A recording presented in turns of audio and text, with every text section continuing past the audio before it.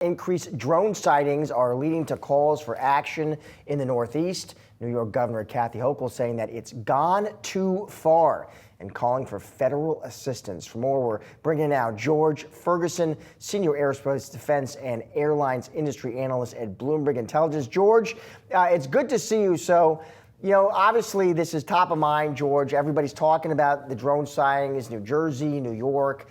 A lot of reports, George, a lot of rumors, a lot of speculation, social media. My feeds were blowing up over the weekend with all kinds of theories. But what do you make of it, George? What do you think's going on here? Yeah, so I think that there's probably some misconceptions by people on the ground over what's a drone and what's an airplane. In some cases, I think there is some drone activity, but I don't know that it's anything different than what we'd normally have. And I think that includes maybe a lot of recreational drone users, and maybe there is a little bit of surveillance going on by people that are trying to take a look at U.S. military installations here and there. I think that goes on regularly. But I think it's nothing sort of too far out of the ordinary. Just maybe there's more darkness right now than there is most parts of the year. And every time you look up and you see blinking lights, you wonder what that is. And some people let their imagination get a little crazy, I think. Yeah, there does seem to be at least part of that going on, George. It's good to see you. Whatever the reason, we have heard some of the authorities, Kathy Hochul of New York, for example, saying that maybe they're going to take some measures to take the drones out of the sky, send up their own drones to take a look.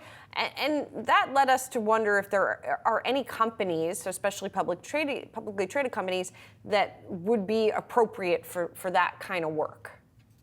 Yeah, so this is something I think you're going to see some of the smaller tech companies do a lot of work at, probably non-public companies.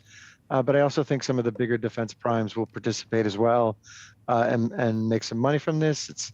I don't know that it's going to move financial statements, but I think companies like Lockheed, Northrop, Raytheon, all well positioned with technologies like radars, technologies that intercept signals, radio signals, that I think will be involved. And look, I think, as much as I said, there's a lot of, I think, speculation going on right now in the Northeast. There is always, I guess, a certain amount of drone activity in the world, surveilling or trying to, sneak into, who knows, maybe a sports, game or something like that, and get video footage and things like that. And I think this just reinforces, one, that drones are more and more prevalent in the world. That they're going to go places that we won't want them to go, either from a commercial or defense perspective. And there'll be a lot of money spent in technology to try to find a way to keep them out of those spaces.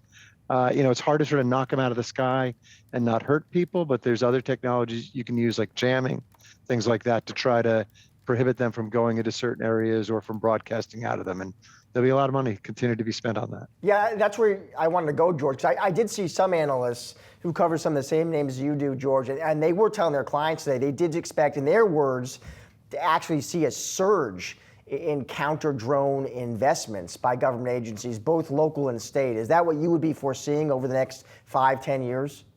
Yeah, I do. I think the surge has already started, right? I think these are problems we're seeing in Ukraine, right, where we're trying to help Ukrainians protect against cheap Iranian drones, Russian drones. And so it isn't new. I think the surge of spending could, again, come from maybe a state and a corporate level. Again, I don't know now that I think, right now, I don't think it's going to move the financial statements dramatically at those companies.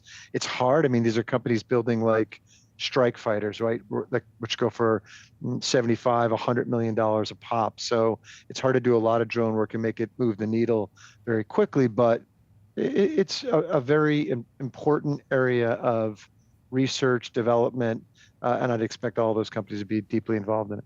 George, great to have you on the show today. Thanks as always for joining us. Appreciate it. Thank you.